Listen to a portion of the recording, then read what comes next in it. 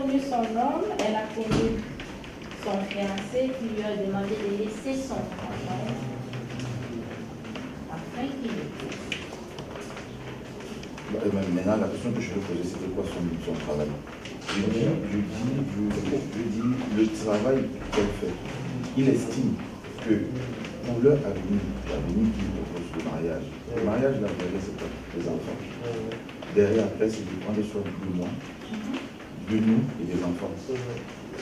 Ce métier, je suppose, il est contraignant. Si le mari dit, vraiment, tu penses au mari, il faut que tu fais ce métier.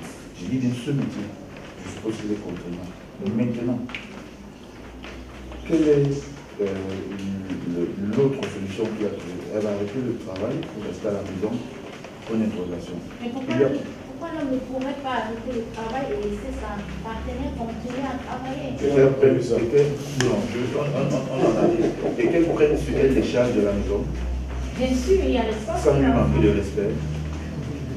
Dieu n'a pas prévu ça, c'est contre moi je pense que la nature. La nature n'a pas prévu que l'homme devait rester à la maison attendre que madame rentre à la il a des avec le salaire. Quand la femme arrive, tu vas chercher son sac. C'est de l'amour ça. Non, c'est pas l'amour, Tu dis, maman, tu es revenu, tu es petit, c'est pas possible. Moi je pense que l'homme doit travailler. L'homme doit être, même si nous deux nous travaillons, l'homme doit être capable de sortir de la maison. Peu importe ce qu'il fait, il doit d'abord sortir de la maison. Ça, c'est l'ordre des choses. L'homme doit d'abord sortir de la maison. Moi, je suis dans toi. Aujourd'hui, on essaye de nous influencer davantage avec le comportement des hommes qui acceptent que leur épouse travaille et eux, ils sont à la maison avec les enfants. Ça, c'est pas chez les banques. Moi, je parle, je dis, je suis banquier. Et depuis que je finis l'éducation qu'on m'a donnée, c'est tu dois travailler. Et quand les parents ils me disent quoi, tu es fainéant, un homme ça travaille. Un homme ça ne laisse pas la maison. Donc, et même si ton épouse ne parle pas quand tu restes à la maison, sa famille va venir dire que effectivement, tu as besoin de notre fille pour rester à la maison, faire son argent. Oui, bien sûr. Il faut noter ici qu'on parle d'un homme et son épouse. On ne parle pas d'une relation de copinage. L'homme devrait-il laisser son épouse travailler? C'est une précision. Parce que je lis les commentaires et je vois les personnes qui disent si je parle à venir avec lui. Non, on parle d'un cadre bien précis, un homme et une femme qui se sont mariés. Oui, il doit laisser vraiment. Le travail n'a pas de problème. Le travail n'a vraiment en soi, le travail en soi, ce n'est pas un problème. Maintenant, si tu permets, s'il faut aller dans le détail, quel travail? Les contraintes de ce métier. Je prendrai un travail, par exemple, comme productrice, comme hôtesse de l'air. Je vais prendre l'exemple que vous prenez pour hôtesse de l'air. Elle peut être partie pour 2 semaines. Ils ont 2-3 enfants à la maison. Ça se passe comment? Après, là? Lui, il travaille d'abord. Lui, il travaille d'abord. Donc, à 6h30, il est sorti de la maison. C'est à partir de 18h qu'il rentre à la maison. Pas parce qu'il avait des amis, mais parce qu'il faut du travail. Et dans ces conditions, on a confié dans l'éducation des enfants à qui? À la ménagère, à la maman. Non, c'est pas ça. Et le risque, il y a 2 risques. Tu confies l'éducation de tes enfants au père. Il y a la chaleur maternelle qui ne peut être remplacée par même pas par la ménagère. Le papa a son éducation de militaire qu'il va apporter. Et à côté de ça, il y a le risque que la ménagère devienne... Le risque, il est réciproque. Vous savez dire que papa n'est pas aussi là pour 1 mois, 2 mois. La nature aura aussi besoin. Du vide? Non, pas comme ça. On va pas tuer la chose comme ça. C'est ça, justement. C'est comparaison. L'équilibre ne vient pas de ce que l'homme fait et que la femme doit faire aussi, pareillement. C'est pas ça l'équilibre. L'équilibre vient quand vous êtes, pas forcément en bas, quand vous acceptez que voilà les comportements d'un homme, voilà les responsabilités d'une femme. C'est là où il y a l'équilibre, le yin et le yang. Donc ne dites pas que quand je sors, il suspecte que ça peut se passer comme ça. Lui aussi quand il sort, est-ce que c'est vrai? Aujourd'hui, on constate que les femmes sont des chefs d'entreprise. Les femmes ont beaucoup de responsabilités. Est-ce qu'une femme qui a ses responsabilités et qui se marie aujourd'hui. Je comprends votre question. L'homme ne peut pas être compréhensif et jouer ce rôle. Puisque l'éducation, c'est paternel et maternel. Elle peut négocier. Elle peut négocier. Elle peut négocier. Mon chéri, écoute, papa, mon père, tu connais que le travail ici est énorme. Comment est-ce que tu penses que tu peux m'aider à alléger la tâche? Ce travail-ci peut nous aider à avoir un futur meilleur. Ce travail-ci peut nous aider à être des grandes personnes. Et en plus, quand tu gagnes cet argent, fais comme une bonne femme, donne à ton époux pour qu'il puisse. Ici, c'est simple. Non, même s'il va te remettre après, présente les bénéfices de ce travail, que voilà ce qu'on a fait. Tu vas constater pour une bonne femme, pour celle qui se considère encore des bonnes femmes, quand vous allez au restaurant et que le monsieur n'a pas l'argent, quand l'addition arrive, est-ce qu'elle paye directement? Si vous faites ça, ne faites plus donner au mari, il puisse payer. À moins qu'ils te disent. Oui, d'y aller. Tu donnes pour l'époux, il paye. Pourquoi est-ce que tu fais ça? Est-ce que c'est son argent? Tu lui donnes, en donnant cet argent, tu lui remets sa dignité. Parce que la nature a prévu que c'est l'homme qui va t'amener au restaurant, c'est l'homme qui va payer la facture. Mais ça peut être aussi un geste de compréhension. La femme et c'est que son époux n'a pas d'argent et elle le fait. Non. La femme est censée, est censée être l'aide de l'homme, en secret, dans le secret, pas en public. Ce n'est pas devant les gens que tu vas dire, bon, prends la vie là, prends, non. C'est l'homme qui fait ça, pas la femme. J'estime même que, c'est même ça, on est au restaurant, on mange, et la note arrive, je n'ai pas d'argent. Ok. Pour payer la note, il n'y a que moi seul qui voit le geste. Je peux lui poser la main là. Donc je peux lui dire que, ouais, j'ai dit, je peux avec l'argent que tu m'as donné de garder là. Oui, j'avais oublié, vas-y, paye avec. Parce que le comportement qu'on a plutôt, que nous avons aujourd'hui, qui est les femmes d'aujourd'hui, c'est pas trop aujourd'hui, elles sont beaucoup plus enclines à démontrer, dans la démonstration, c'est moi qui paye la facture. J'ai vu une vidéo vraiment catastrophique sur Facebook. Une dame qui disait, j'ai demandé à mon époux de m'acheter un sac à main, il m'a dit que je n'ai pas l'argent. Le lendemain, on est sorti, le monsieur m'a vu avec le sac là. Tiens, ma chérie, soyez indépendante. C'est son message. Comment est-ce que vous percevez ça, madame? Donc, parce que le monsieur a dit non. Mais c'est des règles ici, c'est moi qui pose les questions. Hein? C'est moi qui pose les questions. Non, ce n'est pas bien. Ce que je vais dire, c'est pas joli. Donc je pense que ça, c'est les travers qu'on va vivre lorsque la femme travaille et qu'on ne maîtrise pas, on ne la maîtrise plus. On n'a reçu pas à l'encadrer dans ce travail. On ne communique pas sur comment se gérer dans cette activité. Tu vois un peu ce que je veux dire? Comme je disais, vous êtes une équipe, madame. On parle d'un tâche ici, si tu as le courage de l'aider. Si vous êtes une équipe, et vous dites à votre femme, pardon, vous connaissez, chacun vous connaissez votre responsabilité. Est-ce que vous attendez de votre mari qu'il soit à la cuisine? Non. Mais s'il arrive à faire la cuisine pour vous, pour les enfants, c'est votre rôle. Vous êtes une équipe, vous allez demander par rapport à sa disponibilité, il a accepté de faire cette tâche, mais ne soyez pas trop à l'aise. C'est ça le problème. Trop à l'aise. Oui, tu n'es pas à l'aise. C'est-à-dire profiter de la situation, dire que il est à la maison, il peut gérer. Donc je peux traîner autant que je veux. Comme je disais, 17h devient 18h, après ça devient. Non, n'oubliez pas. N'oubliez pas votre responsabilité. Ça peut marcher dans un couple. Que vous ne soyez pas là, le mari fasse la cuisine. Moi, j'ai fait la cuisine, par exemple. Je fais très bien moi la cuisine. Et je peux bien faire la cuisine à la maison. Mais je peux aussi bien nettoyer. Mais c'est pas ça ton rôle premier. C'est pas ça mon rôle premier. D'accord. Et c'est pareil pour la femme comme pour l'homme. C'est pas parce que la femme sort, elle paye l'électricité, elle paye la maison, et que tu vas conduire, t'asseoir là. Et dis que bon, ça va, elle le fait. Ça va, non, c'est pas ça, c'est pas nous sommes une équipe. Je rappelle le thème, l'homme doit laisser sa partenaire ou son épouse travailler. Vous êtes sur quoi donc? L'émission qui donne la parole aux hommes, qui tire déjà à sa fin. Des hommes vous regardent. Quel conseil donnez-vous à ces hommes qui permettent aux femmes de travailler? Je vais parler aux deux. Ceux qui permettent et ceux qui ne permettent pas. D'accord. À ceux qui permettent, je vous dis merci. Merci de laisser cette dame travailler. Merci de de comprendre que la conjoncture actuelle ou alors ne permet pas que l'homme puisse porter les charges seul. Voilà, donc c'est déjà très bien. Je ne sais pas si vous avez grandi comme ça, mais si vous avez eu cette éducation en cours de route, c'est déjà magnifique parce que ça va profiter aussi aux enfants qui vont comprendre qu'il y a aussi d'autres à prendre en considération dans la relation. Maintenant, pour ceux qui ne permettent pas, je vais demander pourquoi. Réfléchissez bien au pourquoi de la réaction. Pourquoi ne pas laisser la femme travailler? Il y a des raisons personnelles. Si c'est une personne qui n'arrive pas à gérer son timing, aider cette dame à gérer son timing, c'est tout simplement ça. Participer dans son boulot, participer dans ses activités, dans l'élaboration de son travail, et vous allez voir que ça sera trop facile, que tout ce que vous imaginez est seulement dans votre tête. Elle vous trompe dans votre tête. Elle est orgueilleuse dans votre tête. Donc, faites ça comme ça et les choses iront mieux. Merci Eric. Et Yannick, un mot de fin?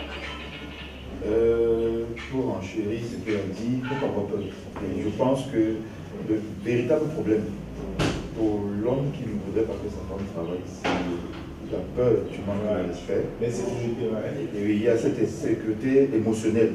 Il a peur qu'elle le trompe, que tu te trompes dans la maison. Donc ça, c'est pas un argument valable. Oui, oui. Maintenant, pour l'épanouissement de votre épouse, soit dans l'épanouissement de votre couple, je pense qu'il est intelligent, subtil de laisser votre épouse travailler. Tout au moins d'avoir une activité lucrative qui va lui permettre de s'épanouir. Donc voilà.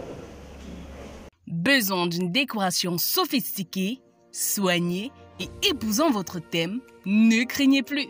Décadeco, qui aujourd'hui est classé parmi les leaders de ce secteur, se propose de mettre plein de paillettes dans les yeux de vos invités en les faisant voyager vers des horizons féeriques. C'est à travers une équipe de professionnels, un matériel de qualité, une ponctualité sans pareil et une rigueur sans précédent dans le travail qu'ils prendront votre événement comme le leur.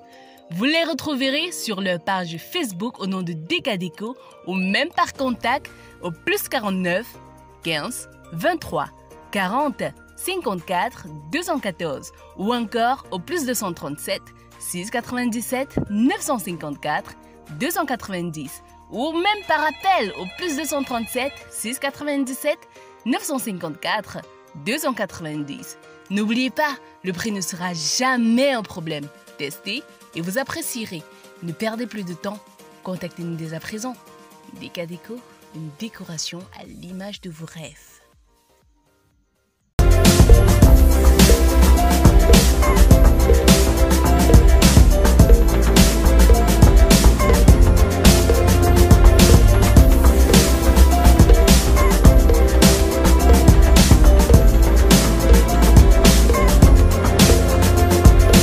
Finances et dépenses, faut-il partager équitablement les charges de la maison avec sa femme? Le thème, ça vous dit, ça vous parle? Le thème me parle, hein, c'est un thème très bien, donc qui nous interpelle au quotidien et je pense que les téléspectateurs seront édifiés.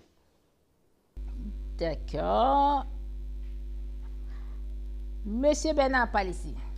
Oui, je vais dire en principe que ça dépend. Ça dépend beaucoup plus de la communication qui existe au niveau de la maison, parce qu'il faudrait d'abord dire que le concept de vivre ensemble en Afrique, il est complètement différent du concept européen. Ici, on pourra se dire que bon, une femme qui est à la maison, qui est ménagère, qu'est-ce qu'elle peut apporter au sein de la maison? Maintenant, si elle travaille, donc ce sera peut-être en 30 et 70%, donc en fonction maintenant du revenu de la dame.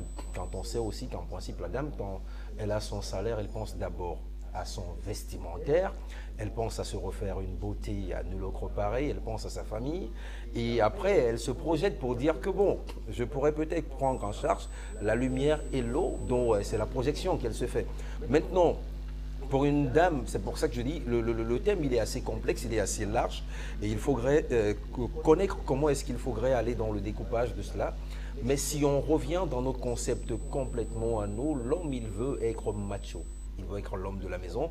Et elle dit c'est lui qui prend en charge un ensemble de choses parce que le plus souvent, c'est peut-être un peu amusant, mais vous voyez pratiquement les dames, même quand elles travaillent, elle dit même si je travaille, j'ai 400 000, il faudrait que l'homme sache en sorte qu'il fasse tout pour qu'il me donne mon argent de poche. Donc elle a son salaire, mais elle voudrait que l'homme carrément puisse donner son argent de poche. Et dans ce concept, dans cette approche-là, on se dit, est-ce qu'il faudrait, avec le thème qui a été proposé, est-ce qu'il serait judicieux pratiquement de partir en 50-50 quand même la dame elle a le même salaire que l'homme ou encore son salaire est plus élevé que l'homme? Est-ce que ça ne va pas rendre tout petit l'homme au niveau de la maison, parce que la femme sera en train de le dire, quand on sait combien est-ce que la femme, quand elle veut gueuler, c'est tous les voisins qui sont au courant de ce qui se passe dans la chambre et tout. Donc, est-ce qu'elle ne serait pas en train de dire aussi en même temps que je m'occupe de tout dans cette maison, tu es carrément irresponsable? Est-ce qu'il ne faudrait pas revoir un ensemble de principes? C'est pour ça que je dis, de prime abord, ça dépend d'abord de la communication et la base d'une relation, elle est saine. La base d'une relation étant saine, c'est à travers donc maintenant la communication que les deux peuvent avoir, qu'il peut avoir une projection pour se dire, ok d'accord, chérie on peut aller en 50-50, chérie on peut aller en 70-30, et de là donc maintenant tout dépend. Mais on ne connaît pas véritablement la personne avec qui on vit. Certains vont te dire, la personne avec qui je vis, certes, c'est mon amoureux, c'est mon amour, c'est ma moitié, mais est-ce qu'on ne pourra pas se dire aussi en même temps, à la réflexion, que c'est mon ennemi avec qui je vis tous les jours? D'accord. Mais c'était qui? Moi, je dirais que je vais commencer par une petite phrase qui dit la femme sage bâtit sa maison. Il faut savoir que la femme est le cœur de la maison et l'homme est le pilier de la maison. Et il faut savoir qu'on est en Afrique. Le système n'est pas pareil qu'en Occident. En Occident, c'est un système égalitaire, donc 50-50. Mais en Afrique, on a des traditions. Et il faut savoir que l'homme reste le pilier de la maison.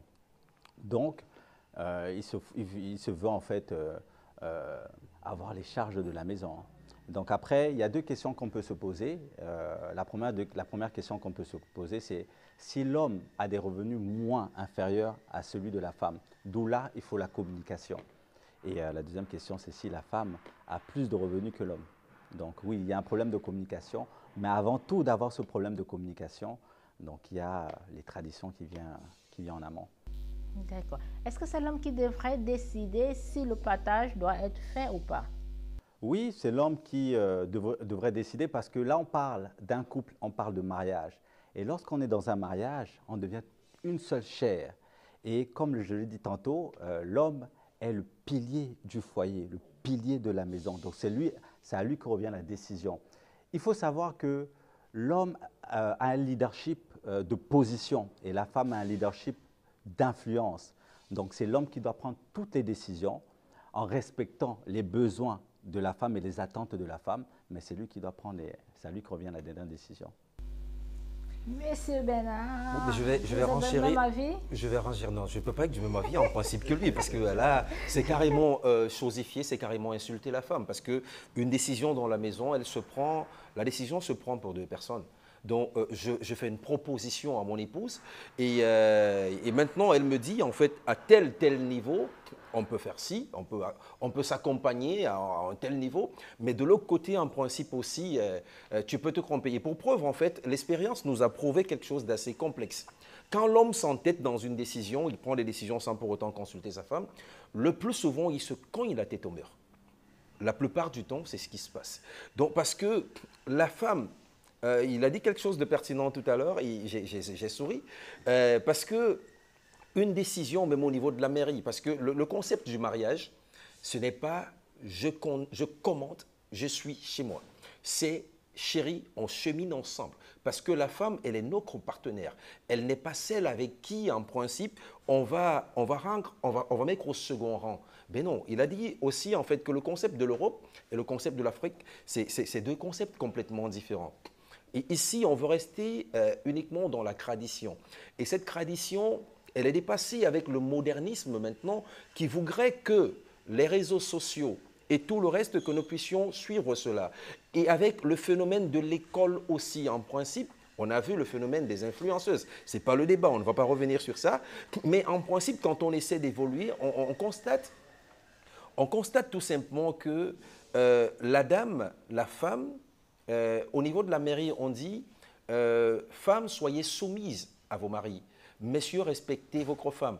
Il ne faudrait pas qu'on prenne cette soumission à votre mari comme de l'esclavage. Non, cette soumission voudrait tout simplement dire accompagnement. Accompagnement dans tout, dans des dépenses, accompagnement dans des revenus aussi en principe. Ça veut dire que quand on est à même de pouvoir faire un cahier de charges pour des dépenses, il faudrait que nous soyons aussi à même de faire un cahier de charges pour tout ce qui va pratiquement ancrer aussi. Et maintenant aussi, il a dit quelque chose, hein, j'essaie de me retrouver par rapport à cette idée qu'il disait aussi, bon, certainement je vais revenir parce que l'idée me fuit en fait. De retour sur le plateau, le thème finances et dépenses, faut-il partager équitablement les charges de la maison avec une femme?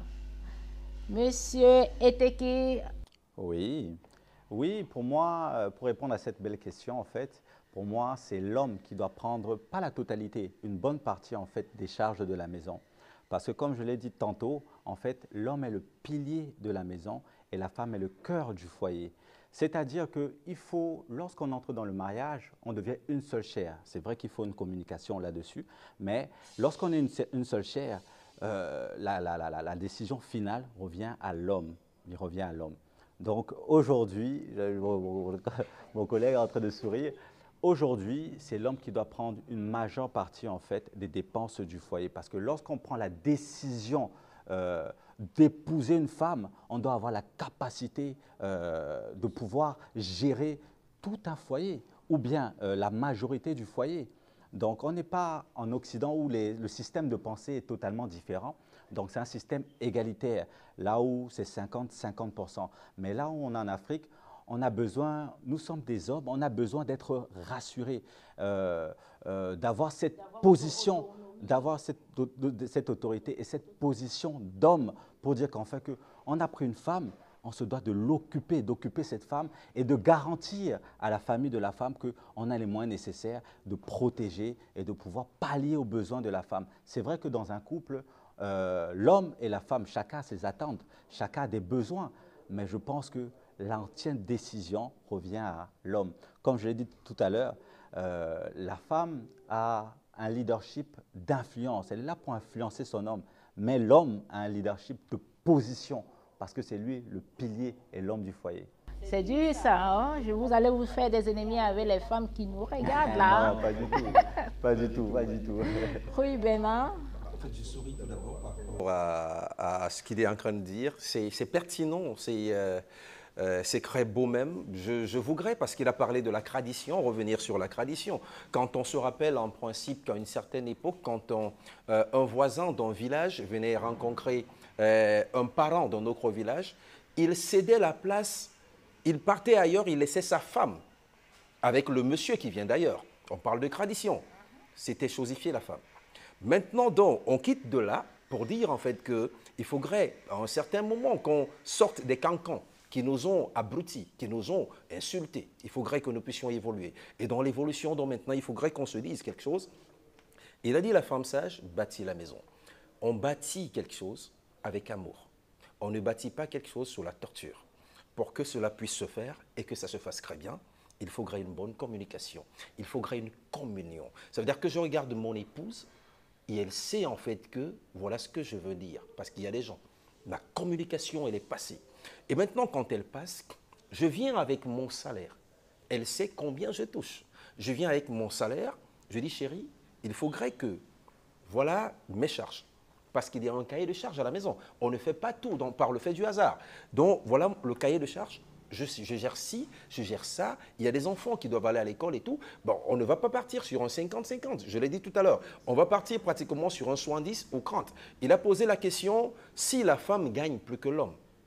Et je dis, c'est assez paradoxal parce que quand on dit en fait que l'homme il prend des décisions à la maison, alors la femme gagne plus que l'homme. Mais comment ça se justifie que la femme va donner un 50-50 alors que l'homme, il a moins de revenus par rapport à la femme? La femme va devenir un leadership à la maison. C'est elle qui va prendre les décisions. L'homme n'aura pas le droit de décision ou de quoi que ce soit parce qu'elle sera en train de frapper le poing sur la table. On va revenir encore à un autre concept de la femme qui est plus éduquée, en fait qui est plus instruite que l'homme.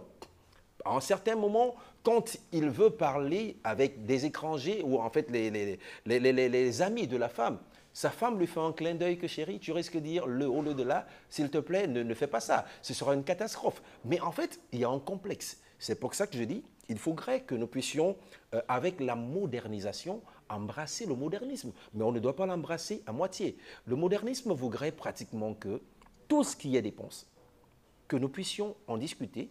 C'est pour ça que je disais de prime abord, on peut partir sur un principe de 50-50, on peut partir sur un principe de 70-30, on peut partir sur un principe de 20-80. Ça veut dire que l'homme, il est là pour prendre en charge les soins, tout au niveau de la maison. Mais maintenant, la communion, la communication avec la femme peut nous amener à être en 50-50. Quand on sait, parce que vous avez dit quelque chose de pertinent tout à l'heure, est-ce que la femme peut être en 50-50? La femme n'est jamais satisfaite. Ça, on le sait. Donc, et maintenant, je disais, avec son salaire, c'est d'abord prendre soin d'elle, prendre soin de sa famille, aller sortir avec des amis de temps en temps, pas toujours avec son mari, parce qu'elle veut. La femme, quand elle est belle, l'une des choses en principe, c'est que quand elle s'habille ou quand elle fait son make-up, c'est que son chéri doit lui dire quelque chose. Si le chéri ne dit rien et qu'elle sorte, qu'on lui dise des choses là-bas dehors, mais ma chérie, tu es belle. Elle commence à se dire, mais attends, ce connard à la maison, il commence à me simplifier, il croit que je suis fini parce qu'on a 3 enfants et tout. Mais non, il faudrait prendre en charge l'ensemble des choses. Donc c'est pour ça que je dis, c'est de la communication qu'on tire quelque chose d'étincelant. Sans communication, les dépenses qu'on peut faire à la maison, l'homme sera en train de dépenser 100%, sans pour autant que la femme ne soit en train de faire quoi que ce soit. Qu'est-ce qu'on va dire de ces ménagères qui ne peuvent pas apporter 5 francs à la maison? Qu'est-ce qu'elles vont apporter? Elles apportent beaucoup, moi je veux le dire, elles apportent beaucoup parce que prendre soin des enfants, pendant que le monsieur il sort à 7 heures pour aller au travail, elle prend soin complètement des enfants à la maison, elle les lave, elle les couve, elle leur raconte des histoires et tout, mais elle est en train de participer. Elle est en train de participer à 50% de tout ce qui se passe au niveau de la maison. Elle ne donne pas financièrement, elle donne de son corps, elle donne de son être, elle donne de son amour. Et ça aussi, c'est à féliciter. D'accord. Oui, je vais répondre parce que j'ai dit tout à l'heure que la femme sage bâtit son foyer. Avant d'entrer dans le mariage, je pense qu'on réfléchit, on se pose beaucoup de questions. Et quand on choisit une femme, on la choisit pour ses qualités et pour ses qualités. Et pour ses défauts aussi. Et pour ses défauts, oui. Voilà, il faut le dire. Le mot bancaire. Et pour ses défauts. Et je pense qu'on se pose beaucoup de questions avant d'entrer dans le mariage. On n'entre pas dans le mariage comme ça. Donc, il y a la communication qui vient de prime abord. Et je pense qu'on commence à connaître sa femme. Et c'est quand on entre dans le mariage qu'on commence à connaître toutes ces facettes qui est autour de la femme. Et la femme revient en soutien à l'homme. La femme est un soutien pour l'homme. Mais l'homme, c'est lui qui doit gérer entièrement les tâches ménagères. C'est vrai qu'il faut de l'amour, c'est vrai qu'il faut de la compréhension, c'est vrai qu'il faut de la communication, de la communion, mais tout cela, on a avant le mariage. Et le mariage vient seulement socler notre relation qu'on a ensemble. Donc, je pense que pour moi, il est impérieux, il est important que l'homme prenne ses responsabilités en tant qu'homme et puisse parler avec une voix d'homme et puisse prendre des décisions parce que la femme aujourd'hui a besoin de protection. La femme aujourd'hui a besoin de se projeter et la femme aujourd'hui a besoin de voir son homme en train de prendre des décisions et en train de gérer des situations. Je ne dis pas que je dis pas que l'homme doit gérer toutes les tâches et toutes les tâches ménagères et que l'homme ne doit pas gérer tout le temps. Mais c'est la place revient à l'homme de gérer majoritairement les tâches ménagères. Après, il y a 2 questions, comme je le disais tout à l'heure, qui vont poser problème dans un couple. Et ces questions, c'est si l'homme a un salaire inférieur à la femme.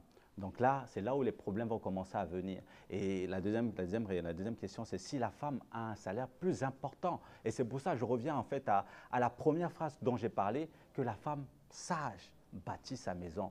Et il faut définir ce mot sagesse, parce que ce n'est pas tout le monde qui est sage, ce n'est pas tout le monde qui comprend les incompréhensions, les difficultés de son mari. Non, ce n'est pas tout le monde. Et il faut qu'il y ait de la communication à la base. Il faut qu'il y ait une entente, une communion. J'ai envie de vous couper sans passer par elle, en fait. Permettez. Nous sommes en voix d'homme. Ma voix pratiquement envie de se lever carrément, en principe, parce que est-ce qu'on connaît véritablement une personne? Parce qu'il faut déjà se dire ça. Quand on a sa copine qui vient de temps en temps à la maison, on ne la connaît pas, parce que quand elle habite déjà avec nous, le comportement il change, de l'homme comme de la femme. Il y a certains pratiquement et tout, donc quand ils prennent la femme, ils mettent à la maison, ils reviennent carrément à 2 h du matin chaque soir. On a mis la femme pour qu'elle soit gardienne.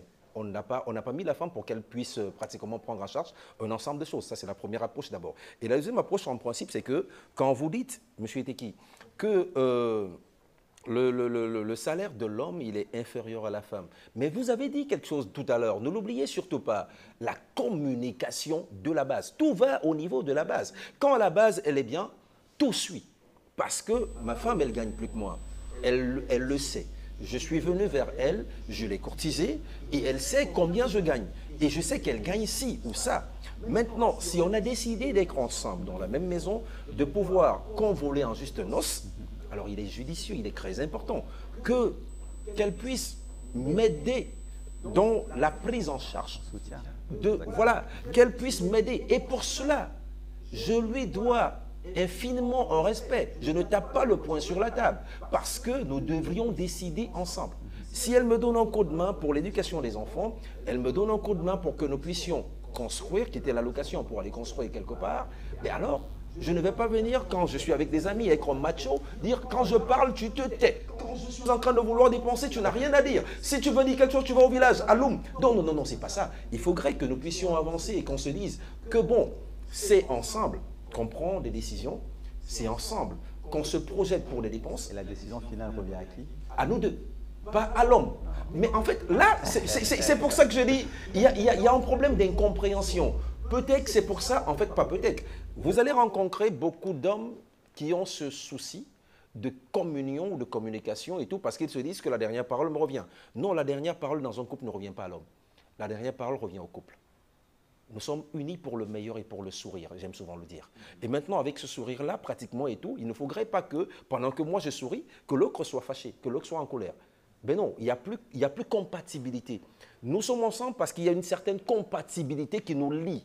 Et rien ne doit nous délier par rapport à cela. Parce qu'il faut aussi dire, dans le couple, il y a des moments de joie, il y a des moments de peine, mais c'est plus dans des moments de peine comment on se relève à travers ces moments de peine qui solidifient notre couple, notre union. Mais si on n'arrive pas à le faire, ben on est perdu complètement, M. Eteki.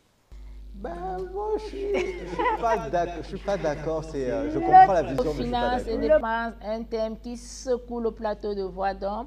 L'émission tient à sa fin, mais je ne finirai pas cette émission sans donner la parole à nos invités pour un dernier mot. Pour le dernier mot, ce que je vais dire, c'est qu'on a vu comment les dictateurs ont fini leur vie. Dans un couple, il n'y a pas de dictature. Dans un couple, il n'y a pas de chef dans un bateau. Tous les dictateurs ont péri de la très mauvaise des façons.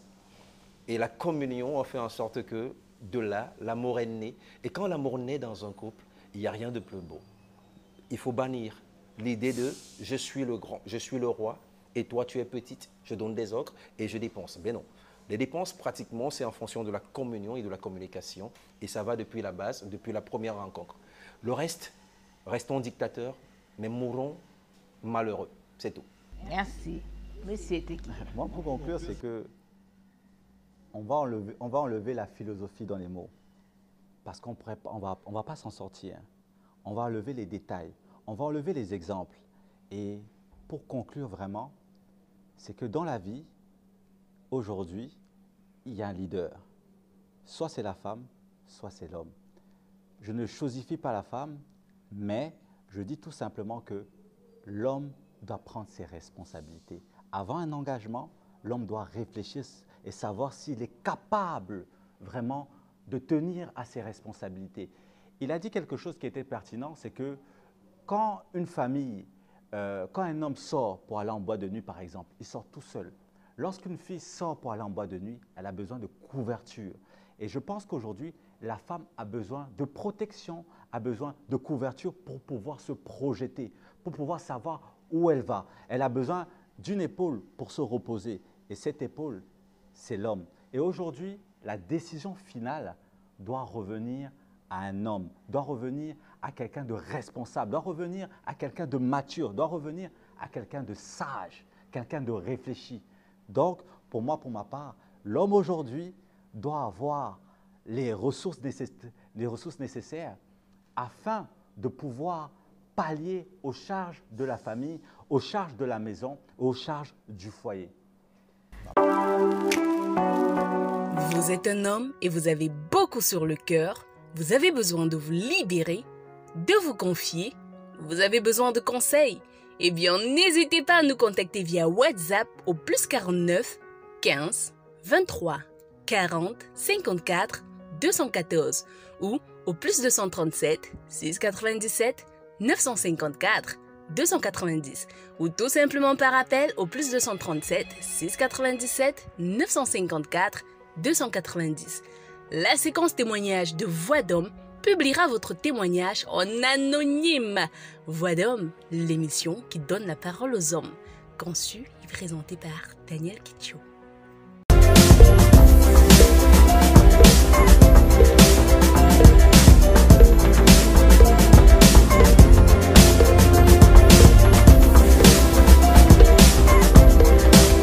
Avant d'entrer des jeux, ou du moins avant de prendre tout sujet, il faut d'abord définir des concepts.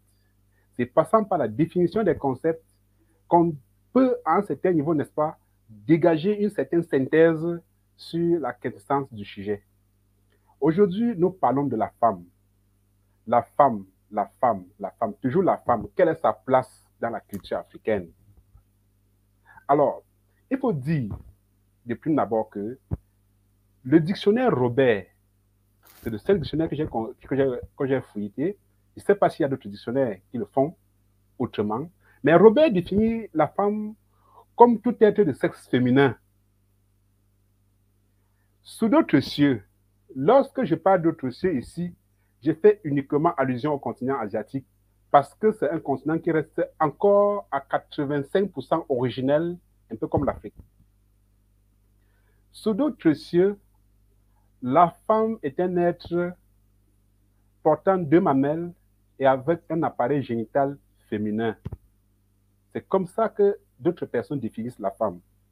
Certains pays d'Asie, j'allais dire, le définissent comme tout être dont sa place se trouve uniquement derrière les 3 pieds du foyer et dont son rôle principal est d'assurer la nutrition de la famille. Contrairement à l'Afrique, qui, la femme est une idole. La femme est la terre africaine. La femme est la terre dont l'homme universel, vient s'aimer sa sémence et le récolte au soir de sa vie. Qu'est-ce que j'entends par ici? L'homme a la sémence, que vous entendez par spermatozoïde, qui s'en va s'aimer quelque part. Et cette terre où il sème, c'est où? C'est sur la femme. La femme produit, c'est-à-dire la femme donne naissance. Lorsque la femme donne naissance en Afrique, on dit l'enfant est le père de l'homme. Au soir de sa vie, c'est-à-dire quand le père est fatigué, ce sont ces enfants-là qui reviennent s'occuper de lui. Tout ça parce que la femme avait produit. Si elle n'avait pas produit, on ne devrait pas avoir cette semence. Voilà pourquoi dans la culture africaine, la femme a encore une autre particularité. En fait, la femme occupe une place de choix. On ne peut pas parler d'Afrique sans femme. Et on ne peut pas parler de femme sans Afrique. Ce que l'homme ne peut pas maîtriser. Donc, Daniel, je crois que, partant rien que, n'est-ce pas, de ces définitions, vous pouvez déjà, n'est-ce pas, comprendre la grande place que la femme occupe dans la culture africaine. Et, pour continuer, je ne sais pas, je ne vais pas trop parler parce qu'il y a beaucoup à dire. Je sais, il y aura aussi des questions, je le sais très bien. l'ensemble de tout ce que j'ai expliqué ne donne pas droit, ne donne pas autorisation à un homme de porter main sur une femme. Voilà pourquoi également on dit à un papa, lorsque vous avez un enfant, votre enfant fille, vous pouvez porter main sur elle si elle fait des erreurs, mais lorsqu'elle commence à saigner, lorsqu'elle commence à dire, je vois la saleté sur mon sous-vêtement, toi le père, tu n'as plus le droit de porter main sur elle. Et si faille qu'elle a exagéré sur un certain nombre de choses, et si faille porter main sur elle, il faut la gronder 7 fois. C'est-à-dire, il faut vous assurer que vous l'avez grondée 7 fois. 7 fois successivement? 7 fois successivement? Successivement, sans porter main. Vous grondez, les yeux deviennent même rouges, mais vous ne touchez pas.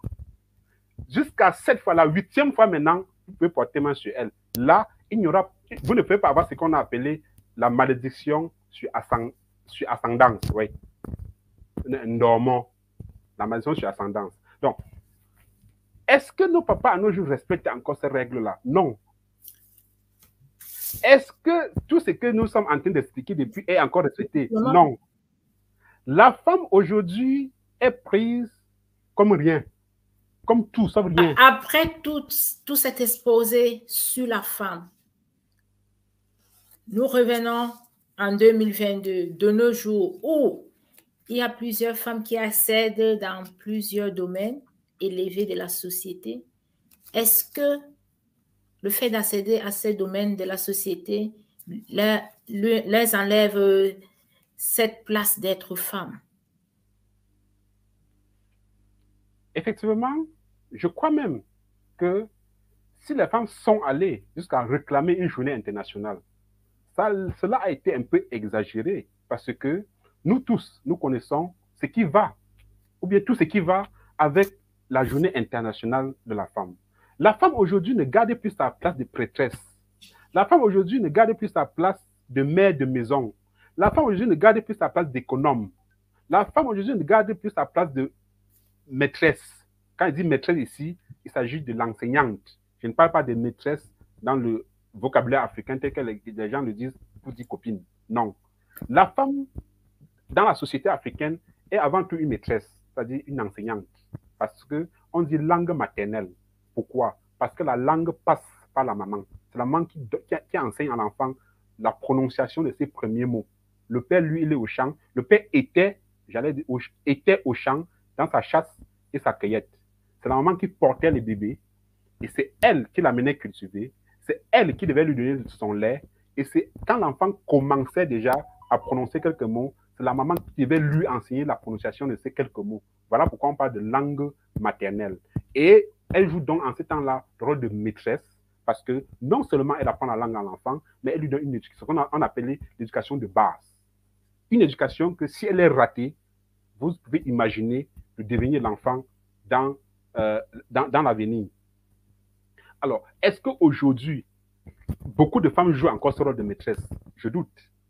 Est-ce qu'elles jouent encore le rôle d'économe? Vous savez très bien que dans la culture africaine, la femme est économe. Économe, pour ceux qui ont eu l'occasion, je ne sais pas si ça existe encore dans certains villages, mais pas très vulgaire comme avant. Pour ceux qui ont l'occasion de voir ce qu'on appelait le grenier, on appelle chez nous Anyeba Inting.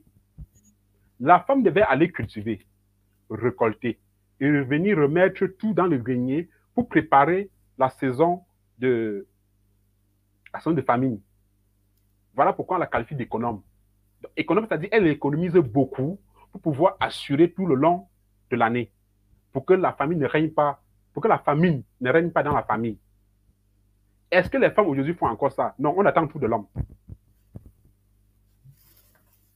Voilà la raison pour laquelle, Daniel, je crois, à moins qu'un internaute me prouve le contraire, beaucoup de nos femmes aujourd'hui ne jouent plus ce rôle. Beaucoup. Mais peut-être elles ne jouent plus ce rôle parce que les hommes attendent aussi beaucoup d'elles, d'où elles font des sorties.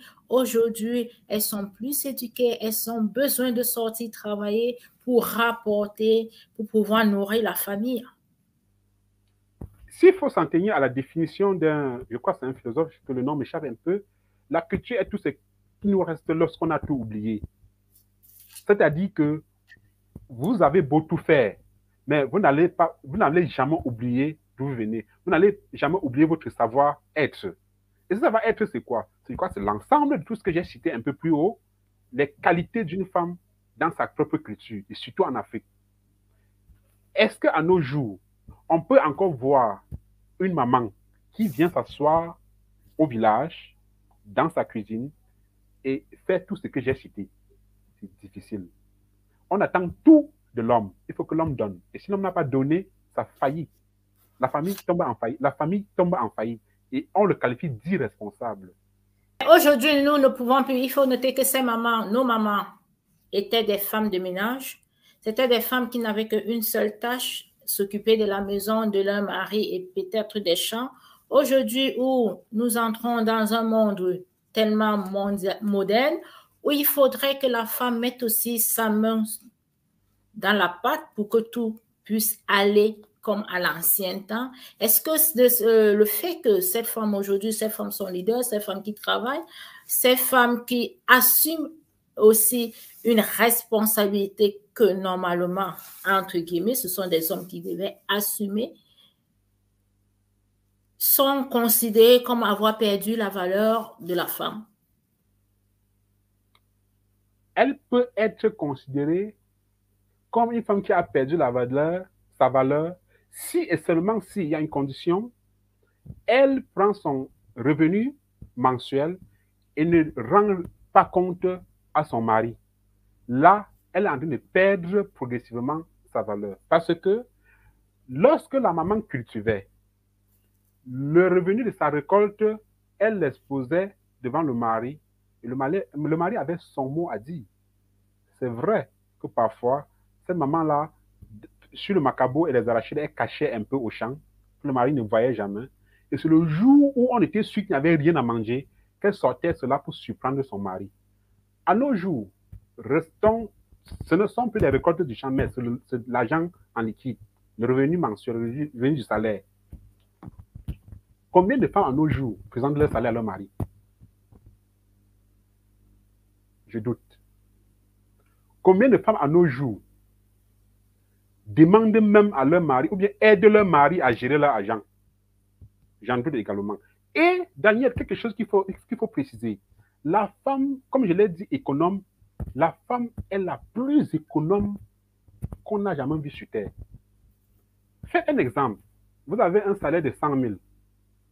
Vous prenez votre salaire, vous disiez, pardon, vous donnez 50 000 à votre femme. Une bonne femme, bien sûr. Je parle bien de la femme intègre. Je ne parle pas des femmes panthères comme en Afrique, on les appelle souvent. Vous donnez 50 000 à votre femme. Peut-être, c'est sa ration. Vous donnez également 20 000 francs de plus. Et vous restez à votre 30 000. Et bien, vous restez à votre 30 000. Vous lui avez donné cet argent le premier. Et au plus tard, le 10, vos 30 000 sont finis. Vous le payez. Vers le 22, vous appelez votre femme, vous dites, chérie, c'est comment? Elle vous dira, j'ai encore au moins 30 ou 40 000 sur l'argent que vous m'avez donné. Ça, c'est quelque chose que beaucoup, nous avons fait des recherches dans des foyers et on a eu des témoignages. Des bonnes femmes, des femmes intègres sont des bonnes économes de la société. Vous comprenez que c'est ce qui a été ancestralement tracé. Ce n'est pas une chose d'aujourd'hui. Parce qu'avant, nous parlions de la nourriture, du macabo, du maïs et autres. Aujourd'hui, on parle du salaire. Mais il faut noter qu'aujourd'hui, cette confiance que vous demandez, les femmes ont peur. Parce qu'à l'époque, la maman venait remettre son dû du champ à son époux parce qu'il y avait une certaine confiance. Aujourd'hui, la modernisation a pris le dessus et a aussi tué ce manque de cette confiance que des femmes ont peur de remettre leur argent à leur conjoint parce que nous avons aussi vu nous avons eu des conséquences et il existe plusieurs cas. Daniel, exactement, vous avez raison, mais il faut le dire. Comme je l'ai dit en haut, la définition des concepts. Je crois qu'au préalable, tout homme, toute femme doit pouvoir définir l'homme ou la femme avec qui il doit faire chemin. Et comprenez, vous convenez avec moi que lorsque la misère et la pauvreté se rencontrent, ça donne la souffrance. Ça, vous n'allez pas me dire le contraire. Si vous êtes un homme méchant, bavard, idiot, et vous partez rencontrer une femme idiote, bavarde. Mais vous attendez à quoi? À quel résultat? Comme je le disais toujours également dans certaines de mes sorties, on doit, chacun de nous sait son défaut. Chacun de nous a un défaut sur lui, sur son corps, et le maîtrise très bien. Et du moment où tu t'en vas chercher une femme avec qui vous avez fait des enfants, il faut bien savoir, connaître ton défaut et regarder la femme que tu vas épouser et essayer aussi d'observer son propre défaut sur elle. Et tu te dis, si le défaut de cette femme et mon propre défaut se mélangent, le résultat sera quoi? Avant d'atteindre l'hôpital, n'accusez pas les gens que vous avez fait des enfants mongols ou des enfants quoi que ce soit. Ça doit être ce que vous-même vous avez pris en sachant, ou du moins par ignorance. Donc, pour revenir à votre question, dit que aujourd'hui, on ne fait plus le mariage, du moins aujourd'hui, on ne devrait plus faire le mariage par embuscade. Je crois que si à l'Antiquité, nos parents fiançaient la fille à l'état bébé et qu'on suivait la fille sur son évolution, comment elle grandissait avant de l'amener en mariage à l'âge de 15 ou 16 ans, c'est parce qu'ils avaient pris l'habitude, n'est-ce pas? Ils devaient prendre l'habitude d'observer, d'étudier et de voir le type d'enfant, le type de femme qu'on veut prendre comme femme. Mais aujourd'hui, lorsque quelqu'un a pris une moto, doit aller en Dokoti, il descend en Dokoti à l'embranchement qui mène à village ou bien, c'est pas à PK8, il rencontre une femme qui est bien sexy avec les couteaux. Mademoiselle, bonjour, vous devez être ma femme. Vous l'avez connue où? Vous attendez à quel résultat? Vous l'avez observé où et quand? C'est l'amour. Vous voyez donc que c'est nous-mêmes qui creusons notre propre tombe et y entrons. D'accord. Pour conclure, Olivier Taff, la thématique, la place de la femme dans la culture africaine, peu importe les titres que les femmes d'aujourd'hui ont, elles devraient toujours retrouver sa place dans la culture africaine. Voilà, Daniel, je crois que notre émission tire à la fin et merci également. Nous devons savoir, la seule chose que je vais demander à nos internautes est celle-ci. Nous devons rentrer tous, s'imprégner de notre culture parce qu'elle est très riche. Et c'est une culture même qui, à ma connaissance, reste encore vierge. On ne l'a pas encore dédigée, on ne l'a pas encore touchée. Parce que lorsque vous allez sur d'autres cieux, vous constatez que la culture de ceux-là est écrite sur des livres, est écrite sur des fichiers et autres. Mais en Afrique, tout est encore ferme, on n'a pas encore touché. Vous voyez, lorsque je raconte un certain nombre de choses, chacun ouvre ses yeux et ne comprend rien. Or, si tout le monde pouvait rentrer, s'imprégner de sa culture, je crois qu'on ne devrait plus faire pour faire, mais on devrait faire en connaissance de cause. Voilà donc la raison pour laquelle certaines femmes, certaines, pas toutes, sont en train de perdre leur place de femmes culturelles, de femmes africaines. Voilà la raison pour laquelle, également, aujourd'hui, lorsque vous épousez une femme en Europe, peu importe le pays européen, et vous lui demandez de faire un tarot, ma chère, attendez-vous peut-être à une pâte ou bien à un maïs écrasé, que vous allez le trouver peut-être dans un mortier, et elle va appeler ça tarot. Donc, combien de femmes encore aujourd'hui savent faire du bon tarot? Vous pouvez s'asseoir sur un mortier, prendre la position de la grand-mère d'avant et faire un tarot avec elle. Parce que le tarot, lorsque nos mamans pilaient, ça avait un rythme, ça avait un son que ça transmettait. Lorsque ce son-là n'apparaissait pas, votre tarot ne donnait pas le goût de manger. Je sais, quand je dis souvent ça, les gens me disent, mais Olivier Taff, vous êtes né quand? Vous posez pour cette question. Ne cherchez pas à savoir quand est-ce que je suis né. J'ai étudié dans le donc, ce que je dois dire à nos internautes, c'est de rentrer, s'imprégner la culture. Et ceux qui ont demandé la conférence sur les exercices sexuels, je pourrais l'organiser sans problème, quand le temps me permettra. Et Daniel, je crois que... Merci Olivier, c'est toujours un plaisir de t'avoir sur notre plateau. On a toujours la peine de se séparer parce que tu nous nourris de beaucoup de leçons, des leçons enrichissantes. Les femmes qui nous regardent, c'est vrai que nous sommes à Voix d'Homme, l'émission qui donne la parole aux hommes. Il y a des femmes qui nous regardent et la thématique d'aujourd'hui, c'était la place de la femme dans la culture africaine.